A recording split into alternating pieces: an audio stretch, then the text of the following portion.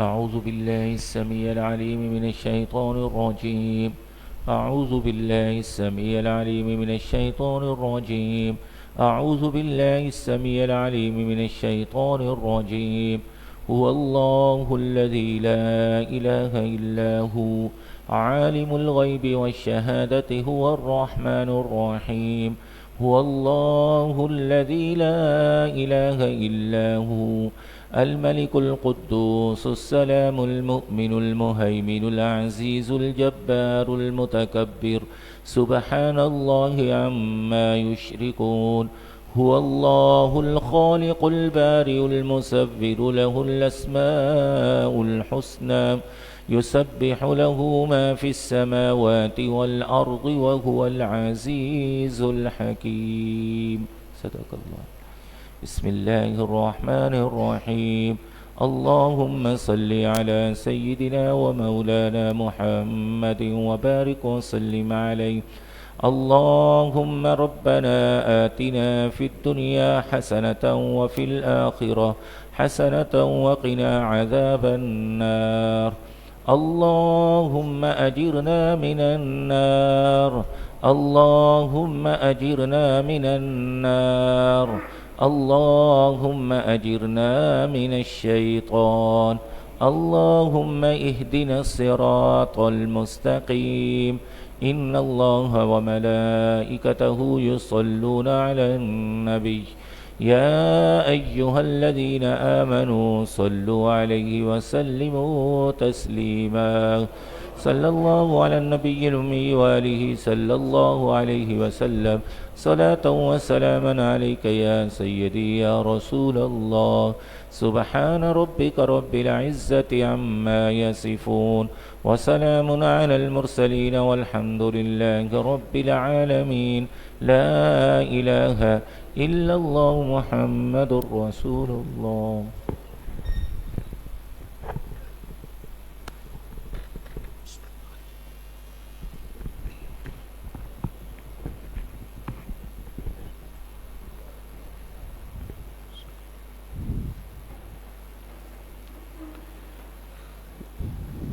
نحمده ونصلي على رسوله الكريم. أما بعد فأعوذ بالله من الشيطان الرجيم. بسم الله الرحمن الرحيم. إن الله وملائكته يصلون على النبي يا أيها الذين آمنوا صلوا عليه وسلموا تسليما. اللهم صل على سيدنا ومولانا محمد معدن الجود والكرم وآله وصحبه وبارك وسلم صلاة وسلاما عليك يا سيدي يا رسول الله صلی اللہ علیہ وآلہ وسلم. ایک مرتبہ پھر بآواز بلند درود پاک نذرانہ پیش کیجیے. اللہم صل علی سیدنا.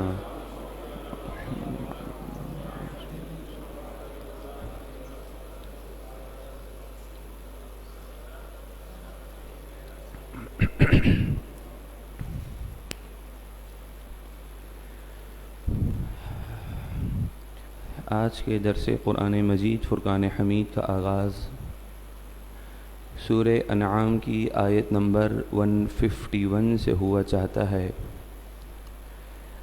اللہ تبارک و تعالی ارشاد فرماتا ہے: قل اے محبوب آپ فرما دیجئے صلی اللہ علیہ وآلہ وسلم، تعالو تم آؤ میرے پاس، اتلو ما حرم ربکم میں تمہیں پڑھ کر سناؤں جو چیز تمہارے رب نے تم پر حرام کی ہے. وہ کون کون سی چیزیں ہیں؟ پہلی چیز اللہ تشرکو بہ شیئا کہ تم اس کے ساتھ کسی کو شریک نہ کرنا. اللہ تبارک و تعالی ہی معبود برحق ہے، اس کے ساتھ کسی کو شریک مت کرنا. وبالوالدین احسانا اور اپنے والدین ماں باپ کے ساتھ احسان، حسن سلوک، خیر بھلائی کے ساتھ پیش آنا۔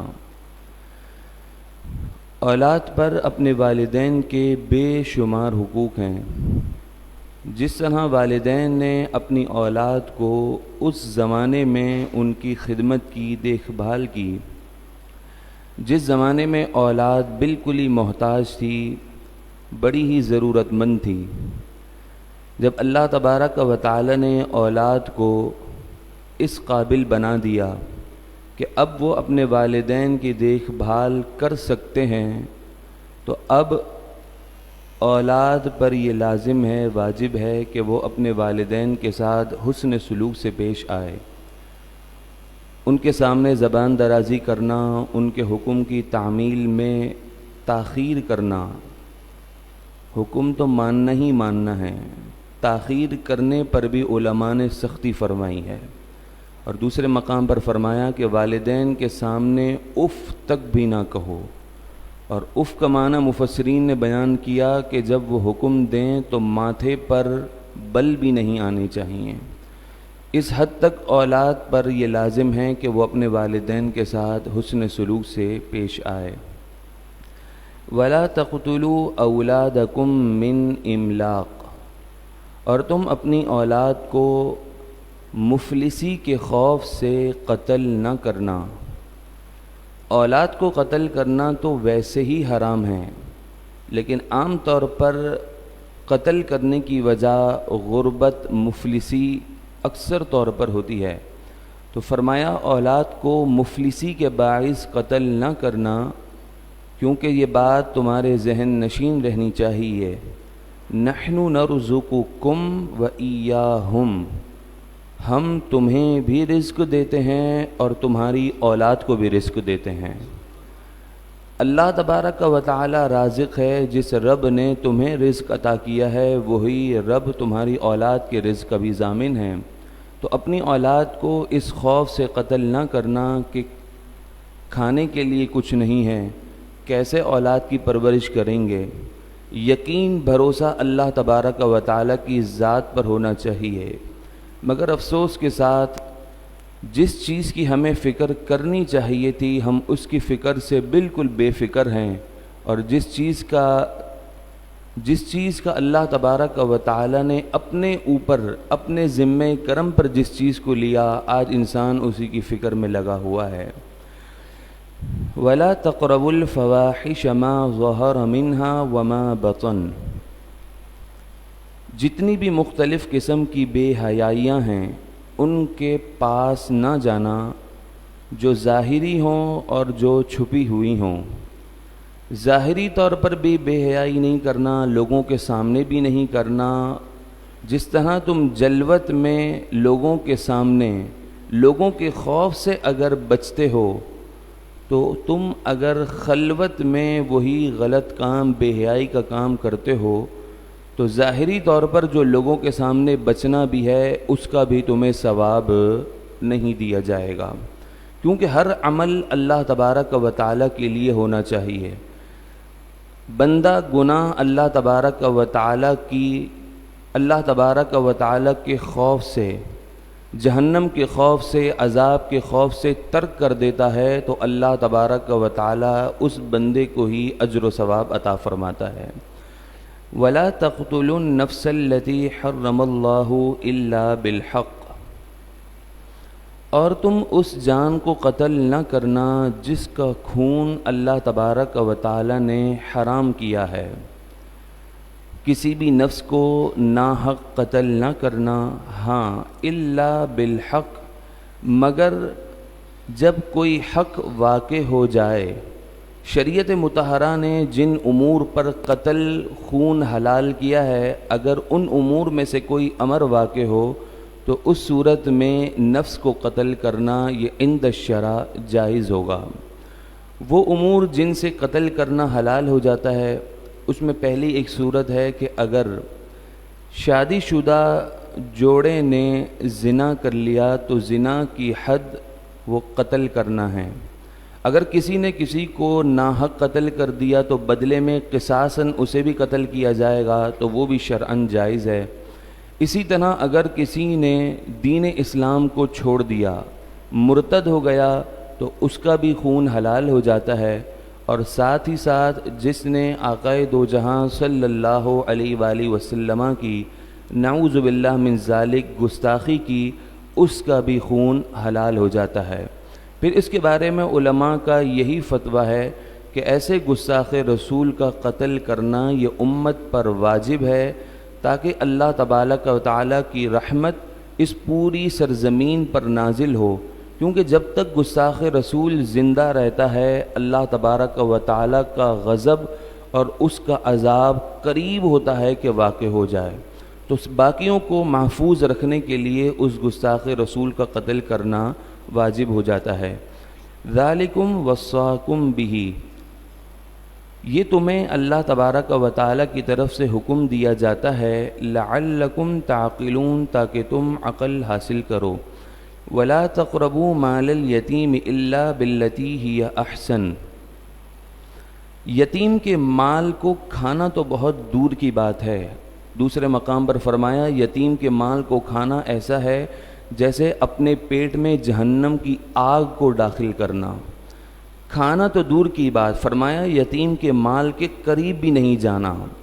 ہاں، الا باللتی ہی احسن، مگر اچھی نیت کے ساتھ، یتیموں کے ساتھ خیر خواہی بھلائی کی نیت ہو تو پھر ان کے مال سے قریب ہونا، مراد ان کے مال کو محفوظ کر لینا، اپنے ساتھ کاروبار میں شریک کر لینا، تاکہ یہ مال بعد میں انہیں کام آئے۔ حتیٰ یبلغ اشدہ، یہاں تک کہ وہ اپنی جوانی کو پہنچ جائیں۔ جب اپنی جوانی سمجھ بوجھ کی عمر کو پہنچ جائیں تو پھر ان کا مال ان کے حوالے کر دو۔ وَأَوْفُوا الْكَيْلَ وَالْمِيزَانَ بِالْقِسْطِ، اور ناپ اور تول میں انصاف کے ساتھ پورا کرو، ناپ تول میں کمی مت کرو۔ فی زمانہ دو چیزیں ہیں، ایک ہے کوالٹی، ایک ہے کوانٹٹی۔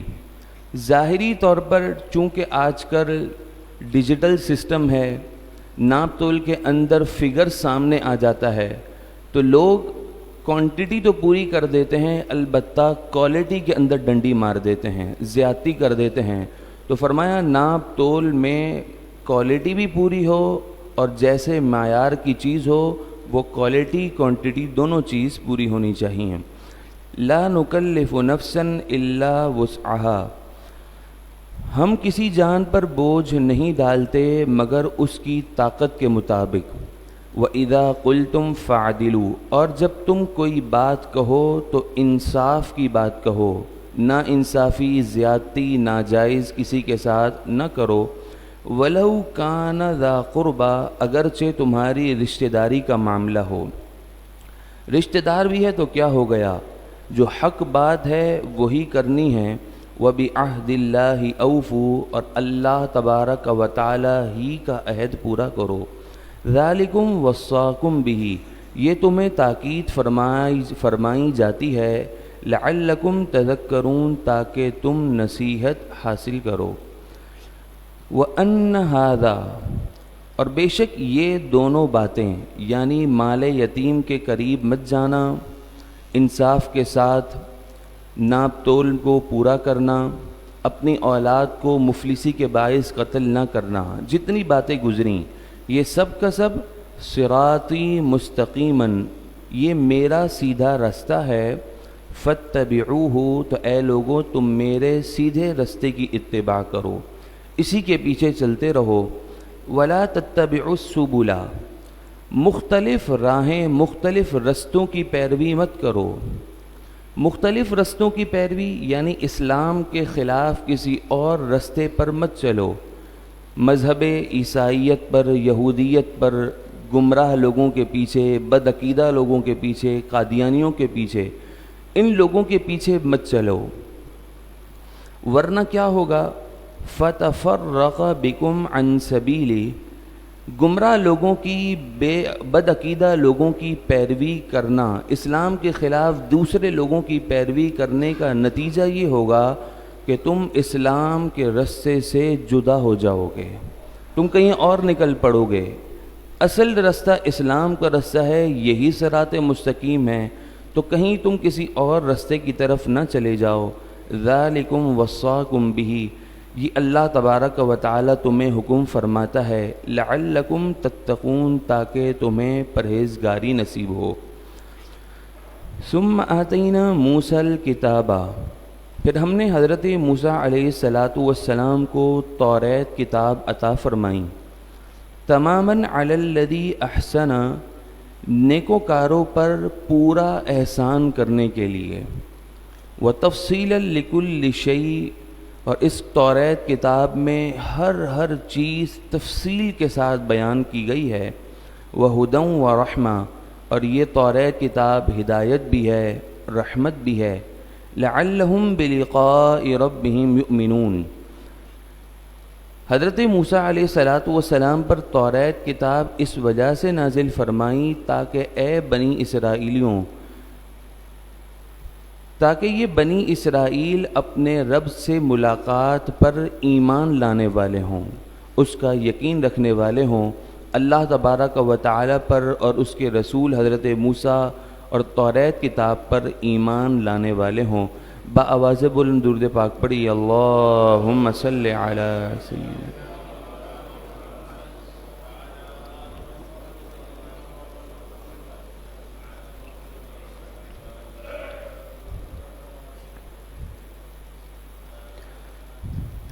وَهَذَا كِتَابٌ أَنزَلْنَاهُ، اور یہ برکت والی کتاب ہے جسے ہم نے اپنے پیارے محبوب صلی اللہ علیہ وآلہ وسلم پر نازل کیا۔ کتاب سے مراد قرآن مجید فرقان حمید ہے۔ مبارکن، خوب برکتوں والی کتاب ہے۔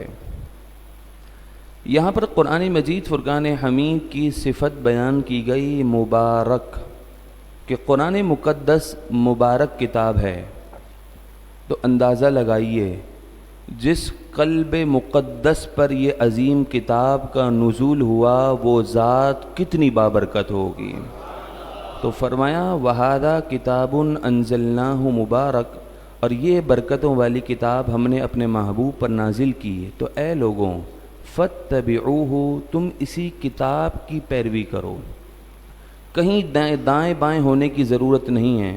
کیوں پریشان ہوتے ہو کہ جس کو دیکھو وہ قرآن کی بات کر رہا ہے، جس کو دیکھو وہ اسلام کی بات کر رہا ہے؟ تم قرآن کی واقعتاً اتباع میں لگ جاؤ، واتقوا، اور ساتھ ساتھ پرہیزگاری اختیار کرو، اپنے آپ کو گناہوں سے دور کرو، تو پھر کسی قسم کی فکر اور ٹینشن کی ضرورت نہیں۔ لعلکم ترحمون، تم اتباع کرو، تقوی اختیار کرو، اللہ تبارک و تعالی تم پر رحم فرمائے گا۔ ان تقولوا انما انزل الکتاب علی طائفتین من قبلنا، قرآن مجید فرقان حمید کے نازل کرنے کا مقصد بیان کیا جا رہا ہے۔ اس کتاب کو کیوں نازل کیا گیا، کیا مقصد ہے؟ کہیں تم یہ نہ کہو کہ کتاب تو ہم سے پہلے دو گروہ پر اتری تھی۔ کون یہ بات نہ کہیں؟ مشرکین، کفار مکہ، وہ یہ بات نہ کہیں کہ ہم سے پہلے دو گروہ پر کتاب اتری تھی، یعنی یہود و نصارہ پر، توریت اور انجیل کتاب۔ وَإِن كُنَّا عَن دِرَاسَتِهِمْ لَغَافِلِينَ، اور ہمیں ان کے پڑھنے پڑھانے کی کچھ خبر بھی نہ تھی، کیونکہ ہماری لینگویج توریت اور انجیل کی لینگویج سے جدا لینگویج تھی، ہمارے پاس کوئی سمجھانے والا بھی نہیں تھا، اور اس کتاب کی زبان بھی ہماری زبان سے مختلف تھی، تو پھر ہم کیسے راہ راست پر آتے؟ تو فرمایا اللہ تعالیٰ نے کتاب کو نازل کر کے تمہارے اس عذر کو ختم کر دیا ہے۔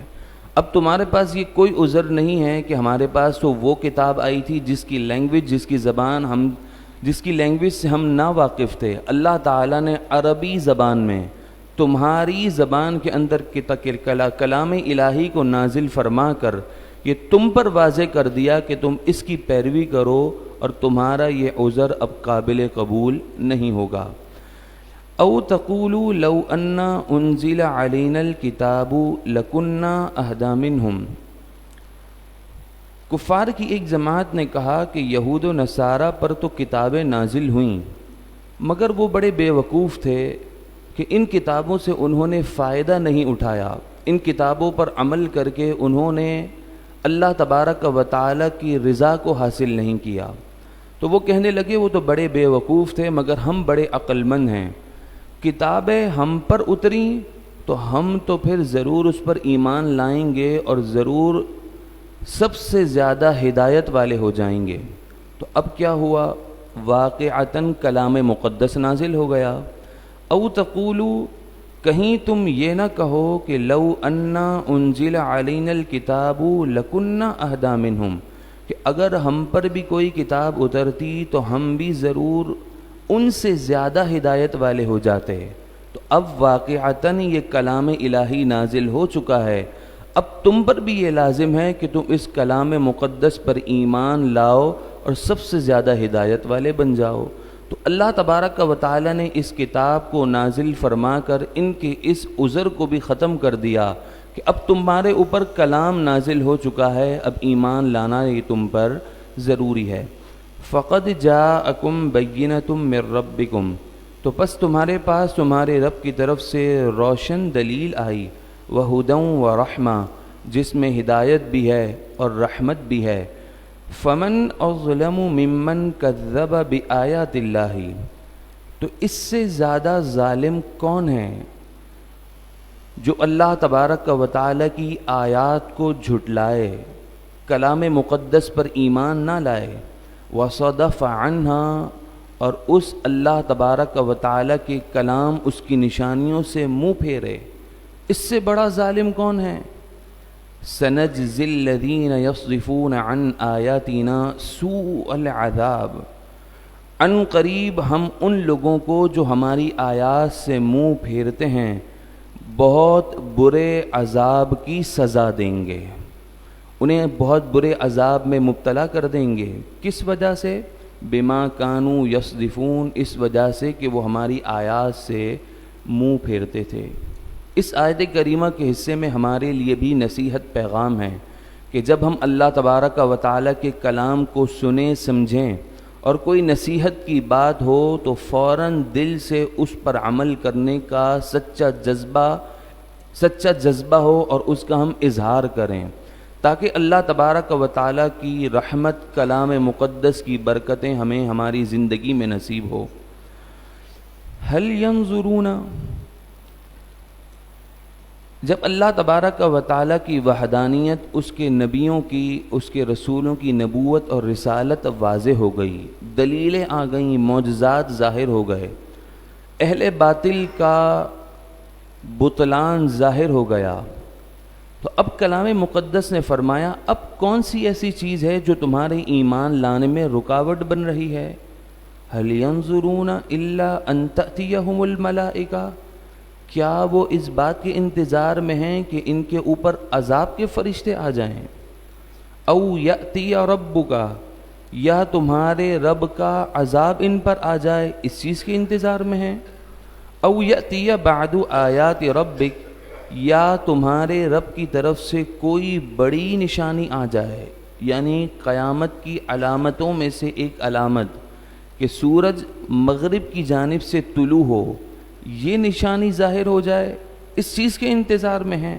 پھر فرمایا یوم یأتی بعد آیات ربک، جس دن آپ کے رب کی نشانیوں میں سے بعض نشانیاں ظاہر ہو جائیں گی، یعنی سورج مغرب کی جانب سے طلوع ہو جائے گا، یہ علامت ظاہر ہوگی، لوگ اسے دیکھ لیں گے، پھر لا ينفع نفسا ایمانها، تو پھر کسی بھی جان کا اس وقت ایمان لانا اسے نفع نہ دے گا، اس وقت کسی کا ایمان لانا، کسی کی سچی توبہ کرنا اسے کام نہ آئے گا۔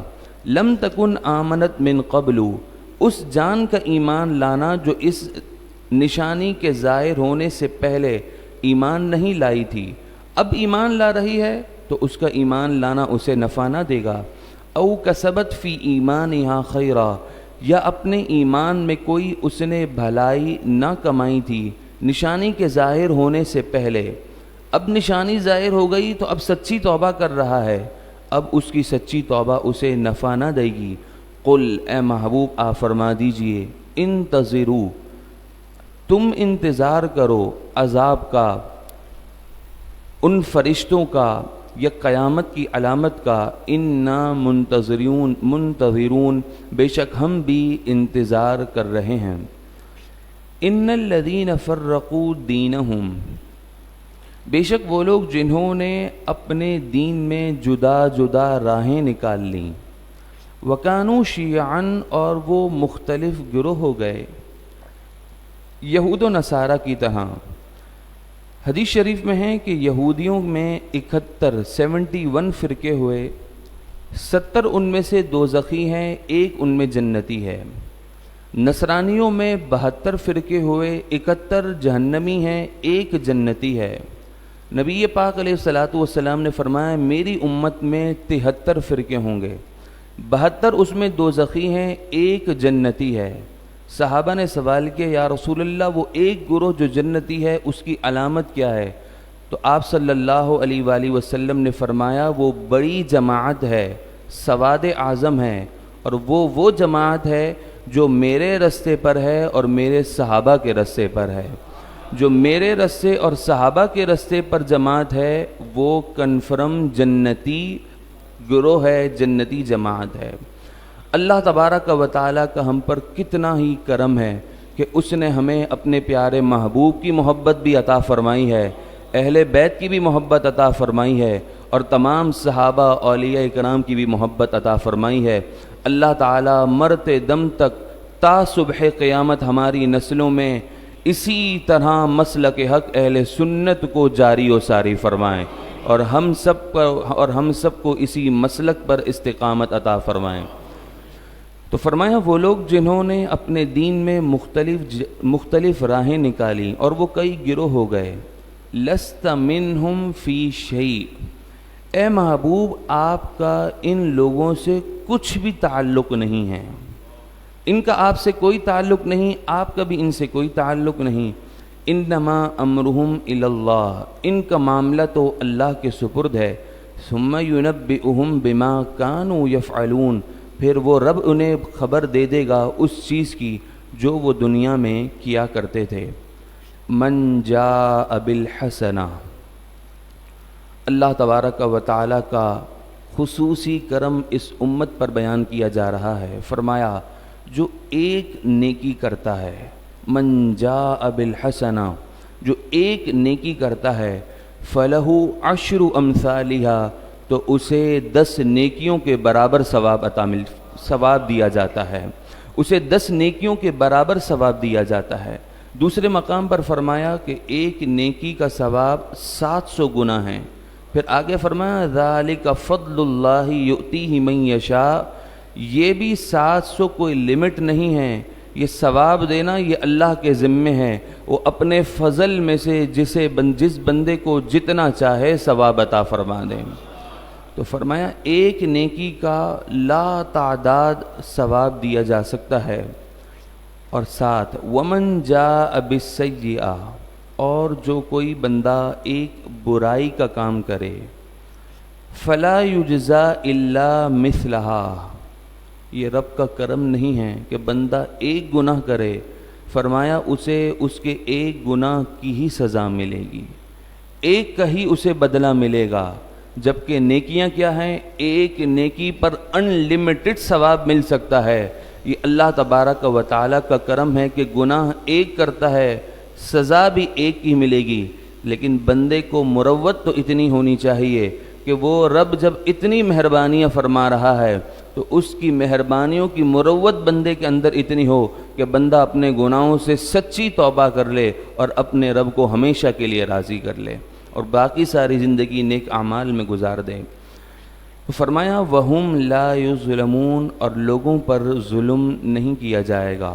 قل، اے محبوب آپ فرما دیجئے، اننی ہدانی ربی الی صراط مستقیم، بے شک میرے رب نے مجھے سیدھی راہ دکھائی، دین اسلام جو اللہ تبارک و تعالیٰ کے یہاں مقبول دین ہے اس کی راہ دکھائی، دیناً قیما ملت ابراہیم، ٹھیک دین ہے، ملت ابراہیم ہے، وہ حضرت ابراہیم علیہ السلام حنیفاً جو ہر باطل سے جدا تھے، وما کان من المشرکین اور وہ مشرکین میں سے نہ تھے۔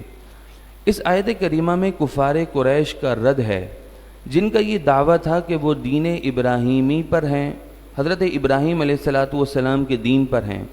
تو اللہ تبارک و تعالی نے فرمایا حضرت ابراہیم علیہ السلام بت پرست بھی نہیں تھے، وہ مشرک بھی نہیں تھے، جبکہ تم مشرک بت پرست ہو تو تم کیسے حضرت ابراہیم کے دین پر ہو؟ تمہارا یہ دعویٰ باطل ہے۔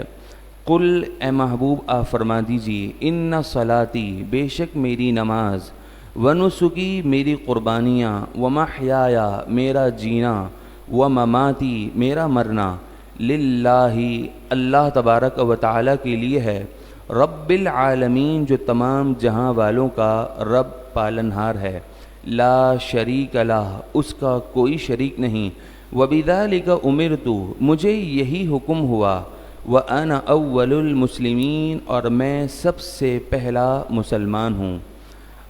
مخلوق میں سب سے پہلا اول المخلوقات ہمارے پیارے نبی پاک صلی اللہ علیہ وآلہ وسلم کا نور ہے۔ اس اعتبار سے نبی پاک صلی اللہ علیہ وآلہ وسلم تمام مسلمانوں میں سب سے پہلے مسلمان ہیں۔ قل اے محبوب آپ فرما دیجئے، اغیر اللہ ابغی ربا کیا میں اللہ کے علاوہ کسی اور کو رب بنا لوں، کوئی اور رب تلاش کروں؟ وَهُوَ رَبُّ كُلِّ شَيْءٍ حالانکہ وہ ہر چیز کا رب ہے، ہر چیز کا خالق ہے، مالک ہے۔ وَلَا تَكْسِبُ كُلُّ نَفْسٍ إِلَّا عَلَيْهَا اور کوئی بھی جان کچھ بھی نہیں کمائے گی مگر وہ اپنے کمائے ہوئے کی ذمہ دار ہوگی۔ جو بندہ اس دنیا میں جیسا عمل کرے گا اس کا ذمہ دار وہ خود ہی ہوگا۔ وَلَا تَزِرُ وَازِرَةٌ وِزْرَ أُخْرَى کوئی بوجھ اٹھانے والی جان کسی دوسری جان کا بوجھ نہ اٹھائے گی۔ مراد گناہ کوئی اور کرے بھگتے کوئی اور، گناہ کا وبال کوئی اور اٹھائے، ایسا نہ ہوگا۔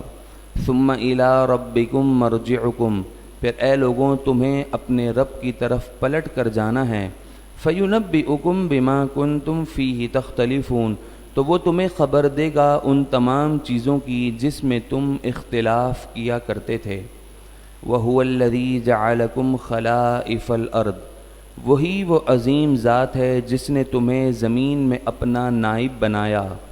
وَرَفَعَ بَعْضَكُمْ فَوْقَ بَعْضٍ دَرَجَاتٍ اور تم میں ایک کو دوسرے پر درجوں بلندی عطا کی، حسن و جمال میں، علم و عقل میں، عزت میں، جاہ و منصب میں، مال و دولت میں، مختلف سب کو اپنی ان نعمتوں سے نوازا۔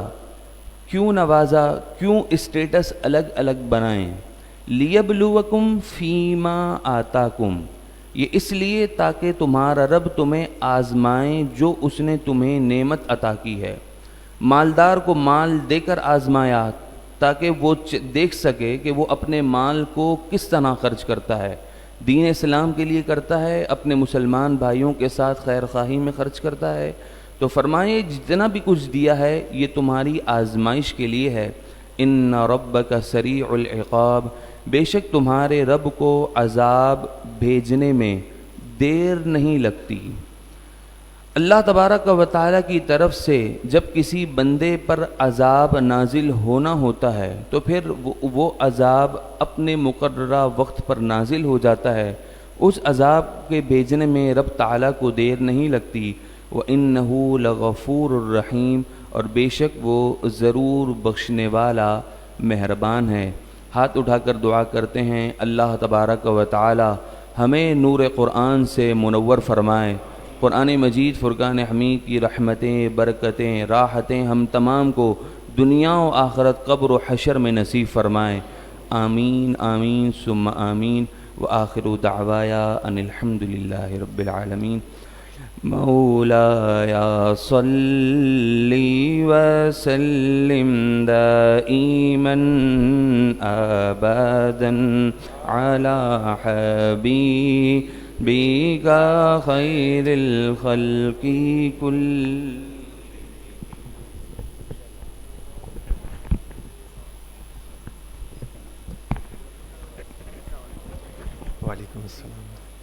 الحمد لله رب العالمين والصلاة والسلام على سيد الأنبياء والمرسلين أما بعد فأعوذ بالله من الشيطان الرجيم بسم الله الرحمن الرحيم ورفعنا لك ذكرك صدق الله العظيم فإن من جودك الدنيا وذرتها ومن علومك علم اللوح والقلم مولاي صل وسلم دائما ابدا على حبيبك خير الخلق كلهم يا من يشفع عند حضرة طه اشفع لنا يا اوجه الشفعاء نظرت الى بلاد الله جمعا كخردلة على حكم اتصالي. ہاتھوں کو بلند کر کے پڑھیں مولاي صل وسلم دائما ابدا على حبيبك خير الخلق كلهم استغفر الله العظيم الذي لا إله إلا هو الحي القيوم وأتوب إليه اللهم اغفر لي واختر لي ولا تكلني إلى اختياري وصلى الله تعالى على خير خلقه محمد وآله وأصحابه أجمعين برحمتك يا أرحم الراحمين.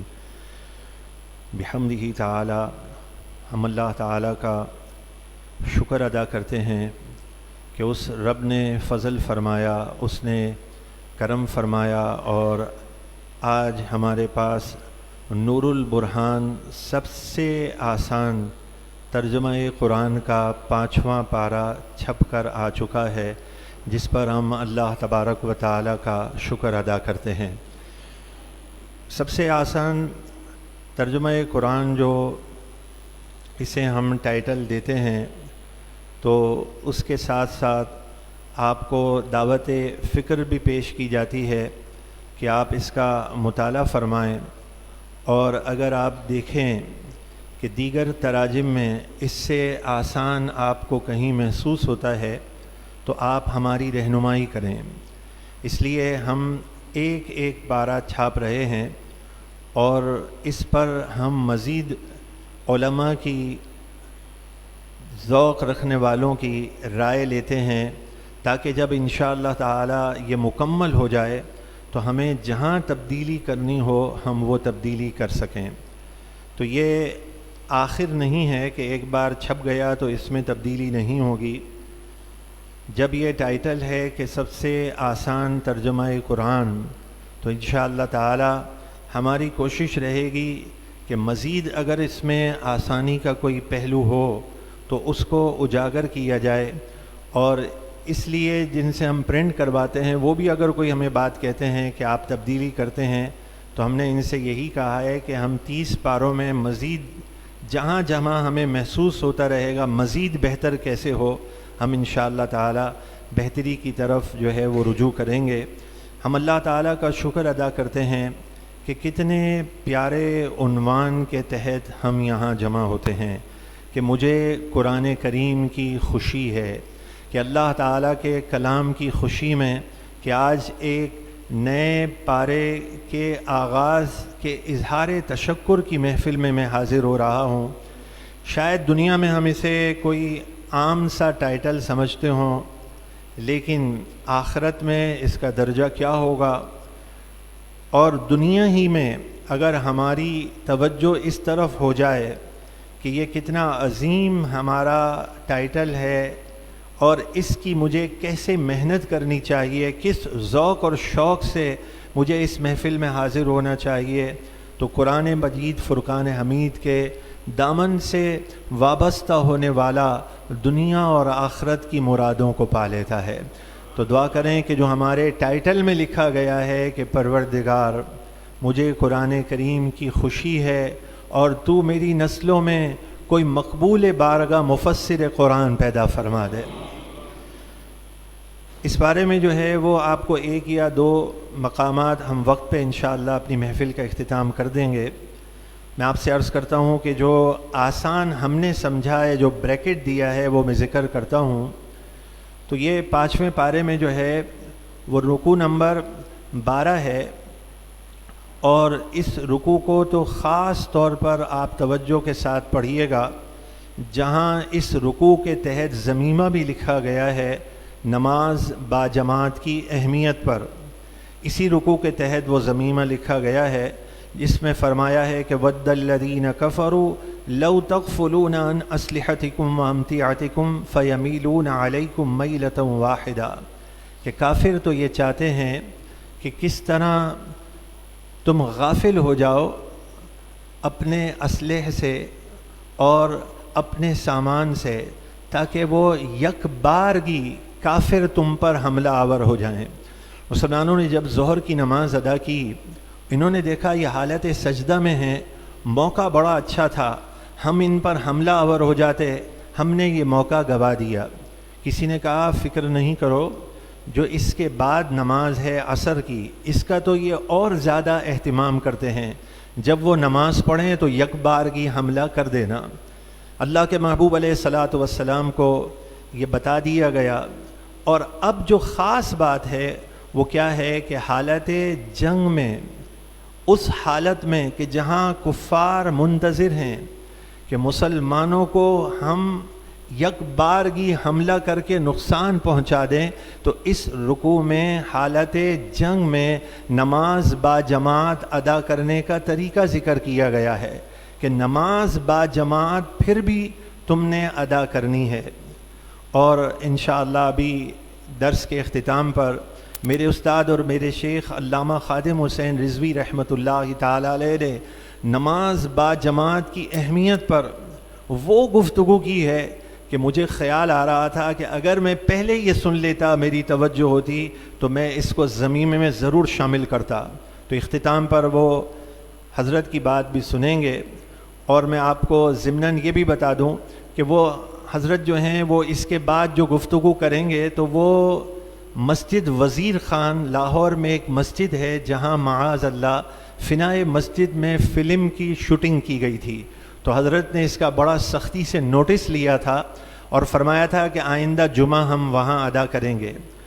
اور جب آپ نے یہ اعلان کیا بڑی سختی آئی، آپ پر حملہ کر دیں گے، آپ کا گھر توڑ دیں گے، لیکن آپ جو ہے اللہ کے لیے جو بات کہتے تھے اس پر پہرا دیتے تھے، تو حضرت اس کا اشارہ کریں گے، شاید آپ کو سمجھنے میں مشکل ہوتی، اس لیے میں نے ذکر کر دیا۔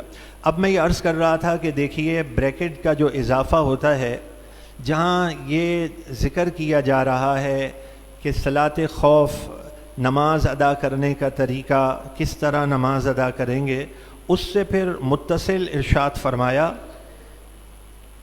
فَإِذَا اطْمَأْنَنْتُمْ، پھر جب تم مطمئن ہو جاؤ، فَإِذَا اطْمَأْنَنْتُمْ اطمینان، پھر جب تم مطمئن ہو جاؤ، تو فرمایا پھر جب تم دشمن کی طرف سے یہ بریکٹ میں ہے، مطمئن ہو جاؤ، فَأَقِيمُوا الصَّلَاةَ، تو نماز قائم کرو، تو بریکٹ میں ہے معمول کے مطابق نماز قائم کرو۔ تو یہ معمول کے مطابق نماز قائم کرو، یہ یہاں پر بریکٹ کا اضافہ کیا گیا تاکہ پڑھنے والے کو مزید آسانی ہو جائے۔ اسی طریقے سے آپ دیکھیں گے کہ 15ویں رکوع میں بریکٹ جو دیا گیا ہے وہ کیا ہے؟ لیس بِأَمَانِيِّكُمْ وَلَا أَمَانِيِّ أَهْلِ الْكِتَابِ، ترجمہ یہ ہے نہ تو تمہاری آرزوؤں سے، تمہاری آرزو تمہاری امیدوں سے وابستہ ہے، وَلَا أَمَانِيِّ أَهْلِ الْكِتَابِ، اور نہ اہل کتاب کی امیدوں سے۔ یہ ترجمہ ہے، نہ تو تمہاری آرزوؤں سے وابستہ ہے، نہ اہل کتاب کی امیدوں سے وابستہ ہے۔ اب دیکھیے بریکٹ کا اضافہ، لیس بِأَمَانِيِّكُمْ، اے مشرکین مکہ، نجات نہ تو تمہاری آرزوؤں سے وابستہ ہے اور نہ اہل کتاب کی امیدوں سے وابستہ ہے۔ اے مشرکین مکہ، نجات نہ تو تمہاری امیدوں سے وابستہ ہے۔ یہاں یہ بریکٹ کا اضافہ کیا تو پھر یہ ترجمہ واضح ہو گیا۔ اب ایسے محسوس ہوتا ہے کہ مزید اسے سمجھنے کی حاجت ہے، تو مختصر سا حاشیہ دیا گیا، اور وہ حاشیہ کیا ہے؟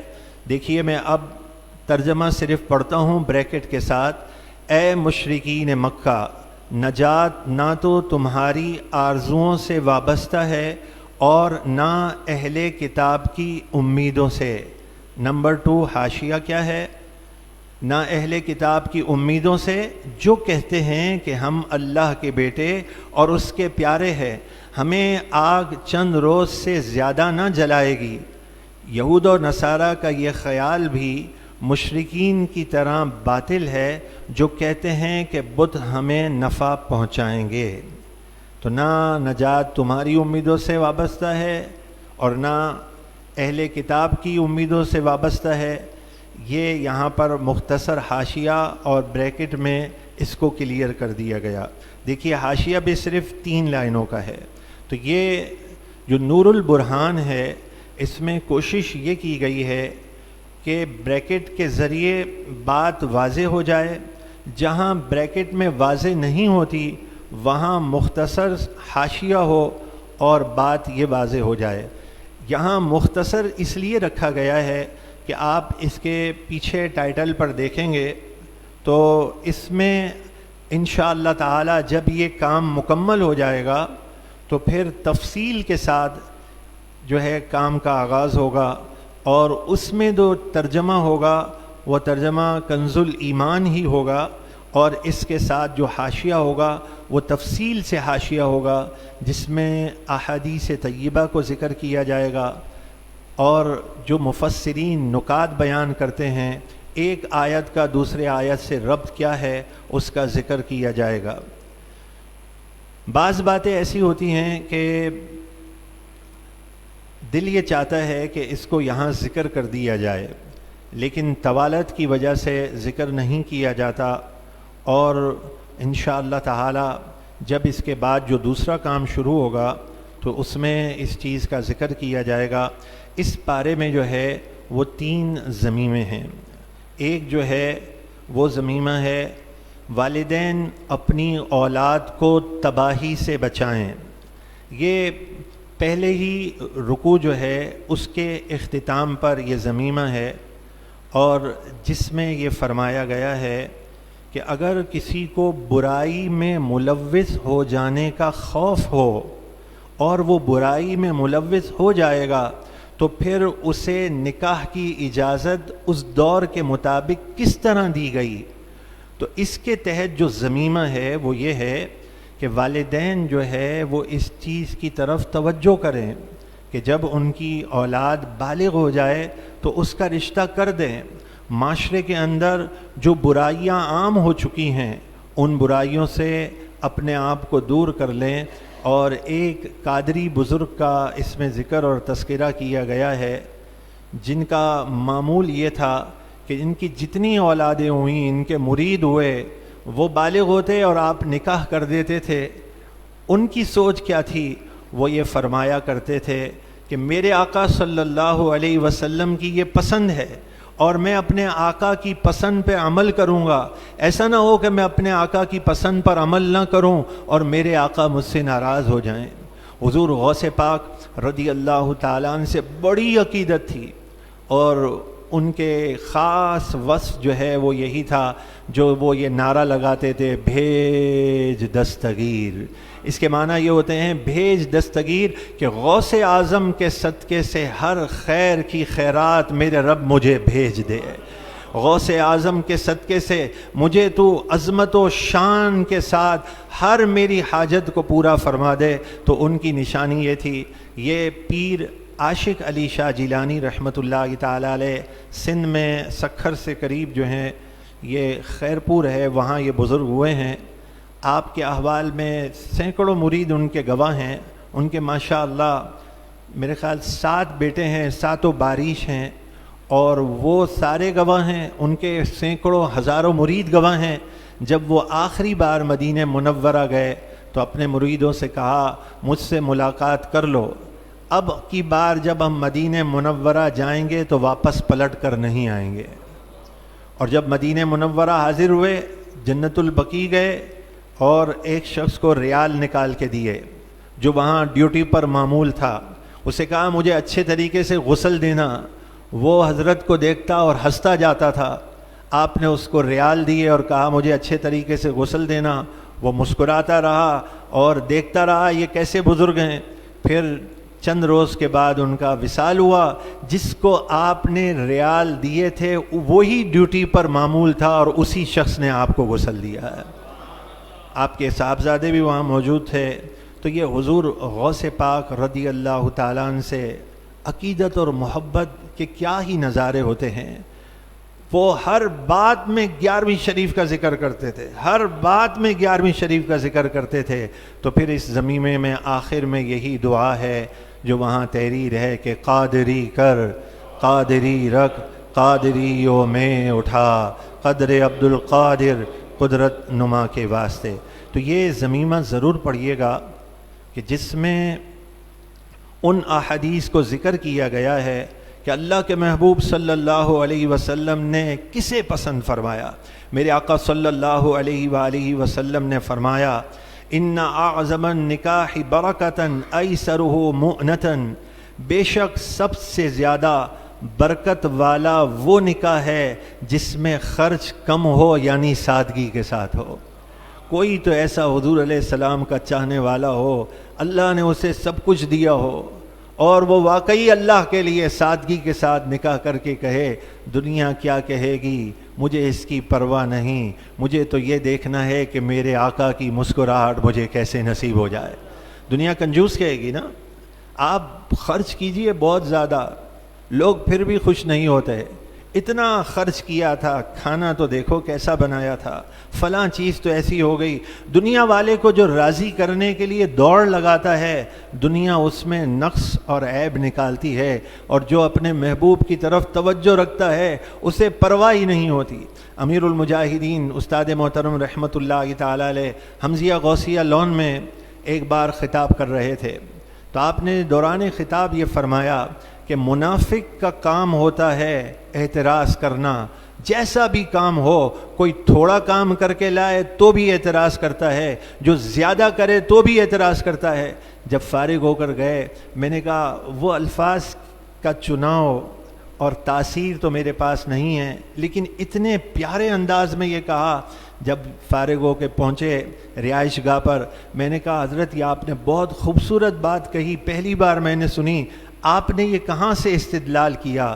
تو پھر آپ نے قرآن کریم کی آیت پڑھی غزوہ تبوک, جو کہ اس کا ذکر ہے 10ویں پارے میں, کہ حضرت عقیل انصاری چند کھجورے لے کر آئے تو منافق اس پہ بھی اعتراض کرتے ہیں کہ اس سے کیا بنے گا, اور سیدنا ابو بکر صدیق سارا مال لے کر آئے تو کہنے لگے کتنی ریاکاری کر رہے ہیں, سارا ہی مال لے کر آ گئے. آپ نے فرمایا میں نے وہاں سے استدلال کیا تھا. تو اس ضمیمے کو آپ ضرور پڑھیں جس کا عنوان ہے والدین اپنی اولاد کو تباہی سے بچائیں. دوسرا ضمیمہ جو ہے اس کا عنوان ہے خون کے آنسو. یہ خون کے آنسو یہ عنوان کیوں ہیں؟ تو اس میں جو مشہور آیت کریمہ ہے من یطع الرسول فقد اطاع اللہ, جس نے رسول کی اطاعت کی اس نے اللہ کی اطاعت کی, جس نے رسول اللہ کا کہنا مانا اس نے اللہ کا کہنا مانا. تو اس آیت کا شان نزول ہے, وہ آپ ذرا پڑھیے گا اور پھر عنوان پہ غور کیجیے گا کہ یہ خون کے آنسو یہ عنوان کیوں ہے. اس لیے کہ اس آیت کے تحت آپ کو پتہ چلے گا کہ معاذ اللہ اس دور کے لوگوں نے رسول اللہ صلی اللہ علیہ وسلم پر بھی شرک کا الزام لگا دیا, معاذ اللہ. اور یہ آیت کریمہ نازل ہوئی, میرے آقا نے تو توحید کا پرچم اس شان سے بلند کیا ہے کہ فرمایا میرے بعد میری امت سے مجھے شرک کا خوف ہی نہیں ہے. تیسرا جو ضمیمہ ہے وہ یہی ہے نماز با جماعت کی اہمیت. اسے ایک بار پڑھ لیجئے گا اور ابھی استاد محترم کا یہ آپ خطاب سن لیجئے گا. واقعی جو آپ نے بیان کیا ہے اس بارے میں وہ سنیں تو پھر انسان کے رونگٹے کھڑے ہو جاتے ہیں, شرمندگی سے وہ سر جھکا لے گا. آپ نے ایسی بات کہی ہے تو اللہ تعالیٰ کا شکر ہے ہمارا یہ عنوان مجھے قرآن کریم کی خوشی ہے, اور قرآن کریم کی برکت سے ہی انشاءاللہ آج سے ایک مبارک عنوان آپ کے سامنے پیش کیا جائے گا. بہت توجہ کے ساتھ سنیے گا, صبح کا وقت ہے, ذرا توجہ رکھیں گے تو بات سمجھ میں آئے گی. وہ عنوان یہ ہے کہ میرا انتظار میری بخششوں اور رحمتوں کا ذریعہ بن گیا۔ میرا انتظار کیا مطلب ہے؟ مطلب یہ ہے کہ میں انتظار کروں کہ جب غروب آفتاب ہو روزانہ تو دن بدلتا ہے، تو مجھے یہ پتہ چلے کہ جب غروب آفتاب ہو، جیسے آج غروب آفتاب ہوا، تو آج تو آپ کو پتہ ہے کہ آج غروب آفتاب ہوگا اور سیدنا فاروق اعظم کے یوم کی بہاریں شروع ہو جائیں گی۔ آج غروب آفتاب ہوگا اور شیخ شہاب الدین سہروردی رضی اللہ تعالیٰ عنہ کے عرس کی رات ہوگی۔ تو یہ میرا انتظار، مجھے کل انتظار رہے کہ دوسری شب آئے گی، تو پھر کون سی مقدس ہستی ہے جس کو میں ایصال ثواب کروں گا؟ تو جو مجھے انتظار ہوگا مغرب کا، تو میرے رب میرا انتظار میری بخششوں اور رحمتوں کا ذریعہ بن جائے، اور مغرب کے وقت مجھے انتظار ہو کہ نور حمزہ کی طرف سے مجھے کون سی پوسٹ کی جا رہی ہے۔ دوسری جب شب آئی تو پتہ چلا معروف قرخی رضی اللہ تعالیٰ عنہ کا ذکر آیا۔ اللہ اکبر! معروف قرخی تو وہ ہستی پاک ہیں کہ جن کے بارے میں خطیب بغدادی نے اپنی سند سے لکھا کہ اللہ نے آپ کو یہ مرتبہ اور مقام دیا کہ جو آپ کی قبر کی زیارت کے لیے حاضر ہوا، اللہ نے اس کی جھولیوں کو بھر دیا۔ اور امام احمد بن حنبل فرماتے ہیں کہ علم کا مقام حضرت معروف قرخی کا یہ تھا کہ آپ علم کی بلندیوں پر تھے، اور تاج علم کا کہا جائے تو آپ علم کے تاج کی حیثیت رکھتے ہیں۔ تو دوسری شب ہمیں انتظار ہو کہ کس کی نسبت ہمیں نصیب ہوگی، تو بس مشکل نہیں ہے۔ آپ اپنے گھر میں کہہ دیجئے کہ رات کو کھانا آپ کا بنتا ہے، ایک بار علم شریف 3 بار سورہ اخلاص پڑھنا ہے، اور بس دل ہی دل میں یا بآواز بلند ایصال ثواب کر دینا ہے۔ ہم چلے جائیں گے اس دنیا سے، لیکن ہماری نسلوں کو پتہ چلے گا کہ میرا باپ وہ تھا، میرے والد وہ تھے کہ روزانہ مجھے صالحین کے حوالے کر کے گئے ہیں۔ تو جہاں یہ دنیا میں صالحین کا ساتھ جسے نصیب ہوتا ہے، آخرت میں بھی اس کا ساتھ نصیب ہوتا ہے۔ اور عرس کی رات صاحب عرس کی خصوصی تجلیات ہوتی ہیں، تو پھر میرا انتظار میری بخششوں اور رحمتوں کا ذریعہ بن گیا۔ تو آپ روزانہ یہ پوسٹ حاصل کریں، ہمارے آصف جیلانی بھائی سے پوچھ لیں کس نمبر پہ کس طرح ایڈ ہوتے ہیں۔ آج سے انشاءاللہ تعالی اس کا آغاز ہوگا۔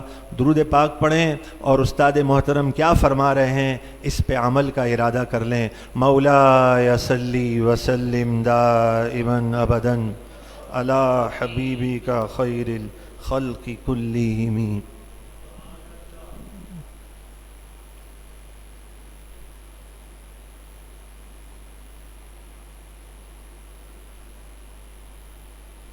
حسبک اللہ ومن اتبعک من المؤمنین، یہ سورہ انفال کی آیہ مبارکہ ہے جس کے اندر اللہ رب العالمین نے فرمایا، اے میرے محبوب، اللہ آپ کے لیے کافی ہے، اور مسلمانوں میں سے مومنوں میں سے وہ کہ جنہوں نے آپ کی پیروی کی، ان کی غلامی آپ کے لیے کافی ہے۔ مفسرین نے لکھا کہ یہ حضرت فاروق اعظم رضی اللہ تعالی عنہ کے ایمان لانے پر آیہ کریمہ نازل ہوئی۔ نبی علیہ الصلوۃ والسلام نے اللہ رب العالمین سے دعا مانگی، یا اللہ ایک عمر دے دے، اسلام کا کام ہو جائے گا۔ اللہم اعز الاسلام بعمر ابن الخطاب۔ قیامت تک کوئی بھونکتا رہے، کسی کے بھونکنے سے کیا ہوگا؟ قیامت تک کوئی پیشاب میں منہ مارتا رہے، اسے ہمیں کیا غرض ہے؟ کہ جب رسول اللہ نے اللہ سے دعا مانگی، یا اللہ عمر کے ذریعے اسلام کو عزت دے دے۔ ما فشاند نور وساگ آؤ آؤ کند، ہر کسے بر خلقت خود می دند۔ پوری دنیا اور زمین آسمان اور کائنات کا ہر ذرہ حضرت عمر کو جانتا ہے، ان کی غلامی کو بھی جانتا ہے، رسول اللہ کے ساتھ وفاداری کو بھی جانتا ہے، اور رسول اللہ کے دین کا جو انہوں نے کام کیا ساری دنیا جانتی ہے، پہاڑ بھی جانتے ہیں، اور جو حیوان ہے وہ بھی جانتے ہیں۔ جب فاروق اعظم رضی اللہ تعالیٰ عنہ کو لولو نے 2 دھاری خنجر جو ہے زہر سے بجھا ہوا زہر آلود حضرت عمر پر دوران نماز، آپ نے اللہ اکبر فرمایا یا نہیں؟ صحابہ اس بارے میں واضح طور پر یہ بات ارشاد نہ فرما سکے کہ حضرت عمر نے اللہ اکبر فرمائی یا ابھی ہاتھ ہی اٹھائے تھے تو اس نے آپ پر حملہ کر دیا دوران نماز، تو آپ کا جسم مبارک جو ہے وہ کٹ گیا اور آپ مصلی رسول کے ساتھ ہی گر پڑے۔ تو بعد میں صحابہ پھر ایک حکیم کے پاس گئے آپ کے علاج کے لیے، دور دراز اسے لینے کے لیے گئے کہ بھئی آپ آئیں حضرت عمر کا علاج کریں۔ جب وہ حکیم صاحب صحابہ کے ساتھ آ رہے تھے تو راستے میں کہنے لگے میں واپس جا رہا ہوں، حضرت عمر کا تو وصال ہو گیا ہے۔ وہ کہنے لگے آپ کو کیسے پتا؟ آپ نے فرمایا یہ جو بکری ہے نا دیکھ رہے ہیں، یہ جو فصل کھا رہی ہے یہ اس مالک کی نہیں ہے، یہ کسی اور کی بکری ہے جو غیر کا فصل کھا رہی ہے، اور جب تک حضرت عمر زندہ تھے تو بکریاں بھی غیر کا فصل نہیں کھایا کرتی۔ یہ اس بات کی دلیل ہے کہ حضرت عمر دنیا سے تشریف لے گئے۔ تو جو لوگ بے نماز ہیں، اور بے نماز بھی اس طرح ہیں کہ وہ جماعت کو کوئی اہمیت نہیں دیتے، کوئی شرعی مجبوری ہو تو وہ تو ہے، میں سب کے ساتھ یہ میں خطاب کر رہا ہوں، پوری امت کے ساتھ، کہ فاروق اعظم رضی اللہ تعالیٰ عنہ شدید زخمی ہو کر گر پڑے، اور لولو کو پکڑتے ہوئے مجوسی کو اور بھی صحابہ شہید ہو گئے۔ پھر ایک صحابی نے اس کے اوپر کمبل ڈالا، اس نے پھر اپنی گردن کاٹ دی تاکہ یہ راز ہی رہے کہ حضرت عمر کے شہادت کے لیے کہاں سے سازش چلی۔ تو بات جو میں کرنے لگا ہوں بہت بڑی بات ہے، اگر کسی کو سمجھ آ جائے کہ فاروق اعظم رضی اللہ تعالیٰ عنہ کو اگر بر وقت صحابہ اٹھا کر گھر لاتے، بر وقت علاج معالجہ ہوتا، تو یہ تو اللہ کی تقدیر ہے، اس کی میں بات نہیں کر رہا، لیکن جو بظاہر اسباب ہیں، بر وقت حضرت عمر کا علاج ہو جاتا تو ممکن ہے حضرت عمر بچ جاتے یا کچھ دن اور امت کو فائدہ ہو جاتا، لیکن حضرت عمر وہاں آپ کا پیٹ مبارک کٹا ہوا ہے، خون بہہ رہا ہے، اور جماعت بالکل تیار ہے، تو نہ مسجد میں افراتفری مچی، نہ کسی نے جماعت کو چھوڑا، اور 2 صحابہ کی لاشیں بھی پڑی ہیں وہاں، شہید ہو گئے، لیکن حضرت عمر نے عبد الرحمن بن عوف صحابی رسول کو فرمایا کہ آپ کھڑے ہو جائیں، مجھے یہیں زخمی رہنے دیں، آپ نماز با جماعت پڑھائیں۔ بس اگر کسی کو سمجھ آ جائے تو بہت بڑی بات ہے،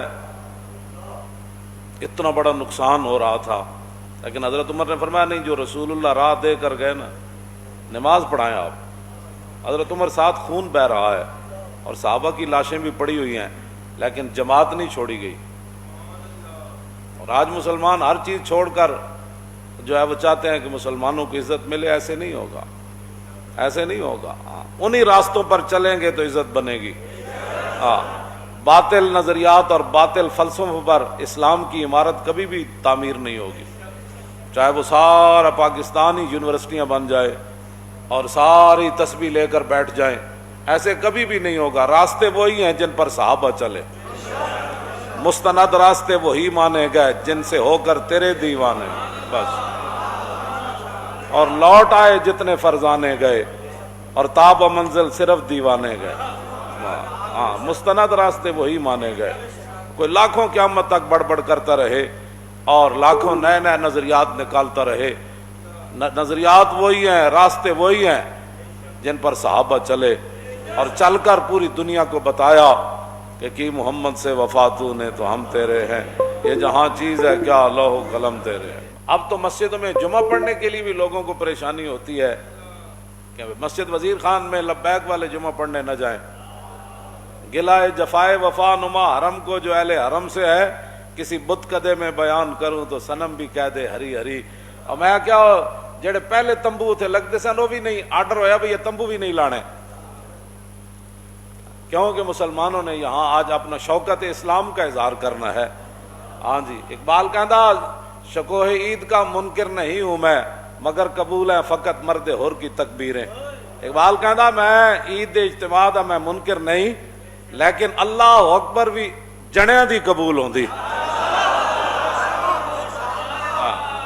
ہاں جی, جڑا اقبال مڑ مڑ کہندا اے حلقہ درویشاں او وہ مرد خدا کیسا, او حلقہ درویشاں او وہ مرد خدا کیسا, او جس کے گریباں میں ہنگامہ رستا خیز جو ذکر کی گرمی سے شمع کی طرح روشن.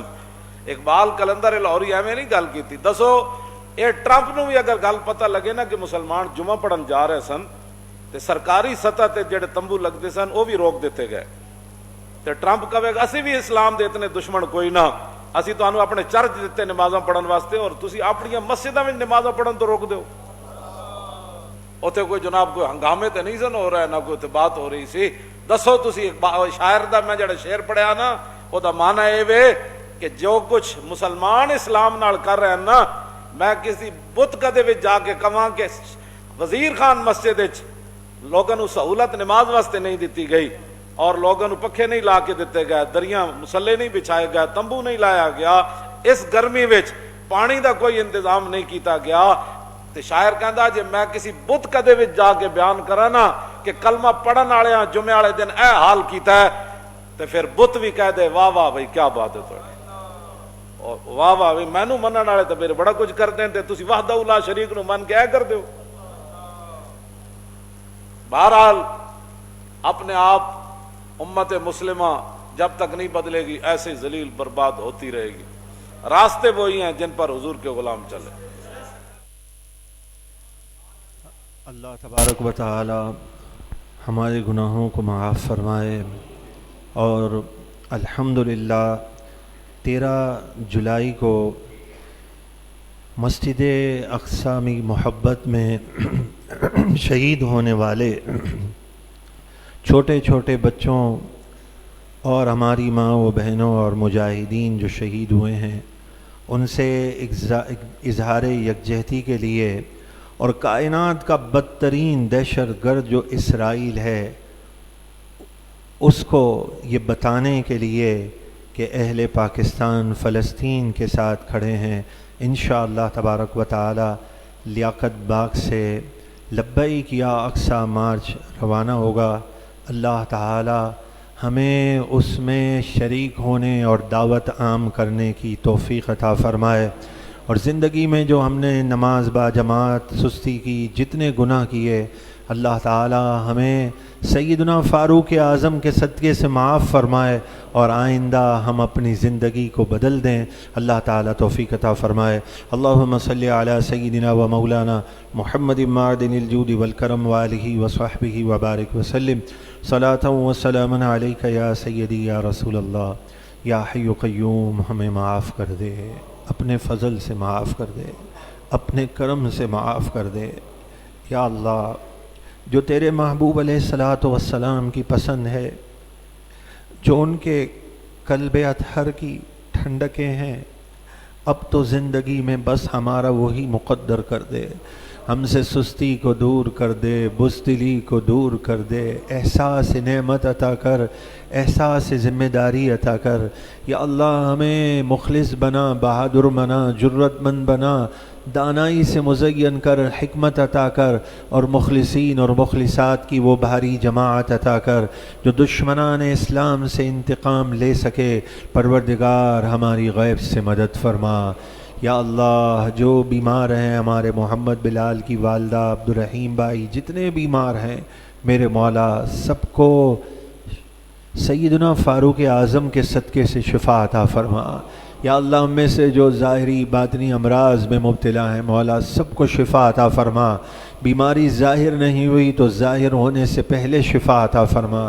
نور, خیر, شفا, عظمت, برکت, علم و عرفاں کی اعلیٰ بلند و بالا منزلیں دیں.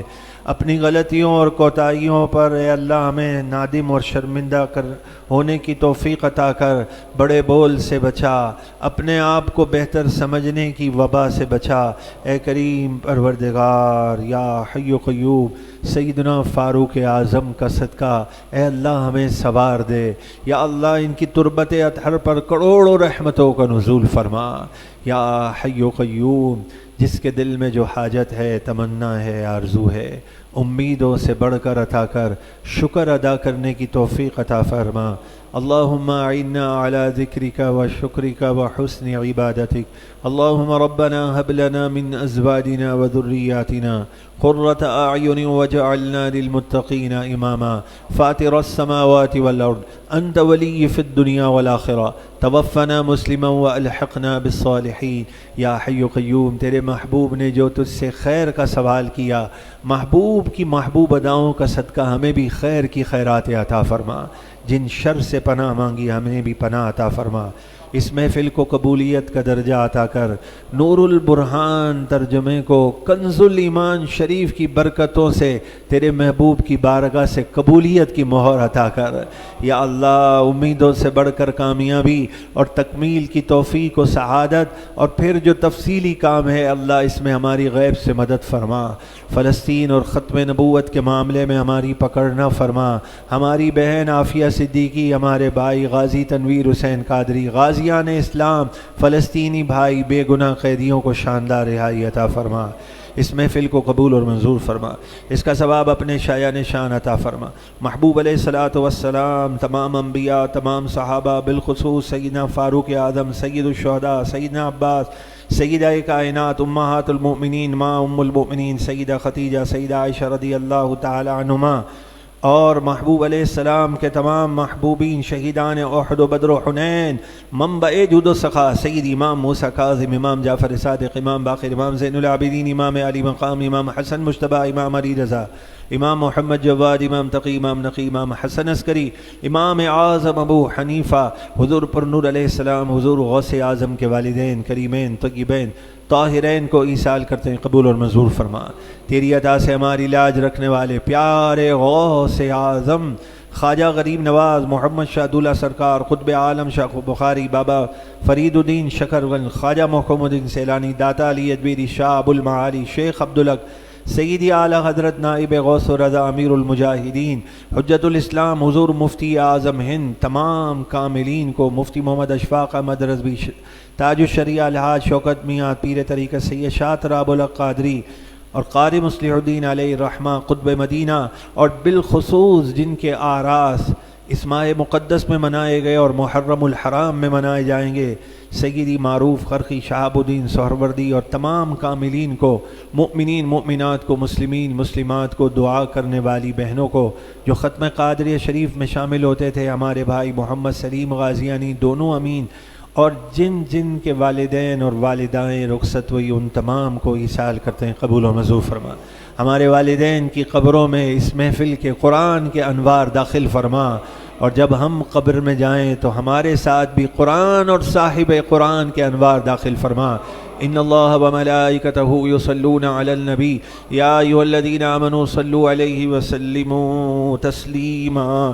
مولایا صلی وسلم دائما ابدا علی حبیبک خیر الخلق کلہم. غوث اعظم امام التقی والنقی، جلوہ شان قدرت پہ لاکھوں سلام. مصطفیٰ جان رحمت پہ لاکھوں سلام. شمع بز بے ہدایت یت پہ لاکھوں سلام۔ سیدنا فاروق اعظم، سیدہ کائنات، ماں ام المؤمنین سیدہ عائشہ، سیدہ خدیجہ الکبریٰ، ان تمام کی تربتوں پہ لاکھوں لاکھوں لاکھوں سلام برحمتک یا ارحم الراحمین۔ لبیک لبیک لبیک یا رسول اللہ، لبیک لبیک لبیک یا رسول اللہ، لبیک لبیک یا رسول اللہ۔ تاجدار ختم نبوت زندہ باد، زندہ انشاءاللہ تبارک و تعالی۔ آئندہ جو محفل ہے 4 اگست کو اتوار کے روز، پہلی محفل تہجد کی نماز سلیم غازیانی صاحب کے گھر پہ حسب معمول انشاءاللہ، اور دوسری بعد نماز فجر۔ آج کی اس مناسبت سے صرف 100 روپے ہدیے پر آپ پہلے 4 پارے 5واں پارہ حاصل کرنا چاہیں ضرور کریں، اپنے رشتہ داروں میں تقسیم کریں۔ اللہ تعالی عمل کی توفیق عطا فرمائے۔